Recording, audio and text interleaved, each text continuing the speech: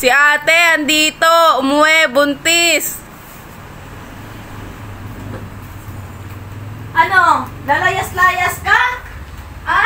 Tapos uuwi rin kayo dito? Ayan, nagpapabuntis ka lang. Ikaw, ba't hindi mo, kaya mo bang panagutan to? Ha? Anong trabaho mo? Be! Be! Oh, Yung anak mo, andito umuwi. Buntis. Manganganak na. oh. Bumalik ka pa. Akala ko ba kaya niyo na? Nagmamalaki ka, lalayas-layas ka. Di ba mas pinili mo siya kaysa sa amin?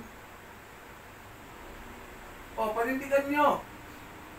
Ngayon uuwi ka dito, buntes. Di ba pinag-aaral ka namin? Anong ginawa mo? O inuna mo yan, di ba? Panindigan mo, tapos uuwi ka buntes. Ikaw lang ang inaasahan namin. Tapos ganyan pa ang ginawa mo. Nasaan ba ang kukote mo? Ang bata-bata mo pa. Pinag-aaral ka, di ba? Ginastosan ka namin. Tapos ganyan lang gagawin mo, ganyan lang isusukli mo. Nasaan ang utak mo, dami? Nasaan?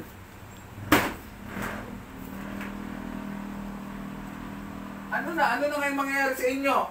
Paano kayo mabubuhay? O ikaw, may trabaho ka, lalaki? O anong trabaho mo? Construction. Minsan meron, minsan wala.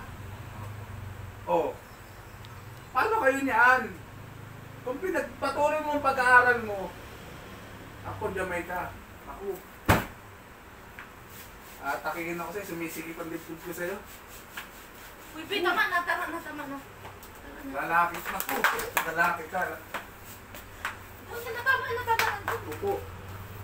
Bago sana kayo pumasok sa ganyang sitwasyon, pinag-isipan nyo sana muna ng mabuti. Hindi naman ako nagkulang sa'yo. Tama na nga doon na, hayaan mo na sila. Ano? Ano nang mangyayari sa inyo ngayon?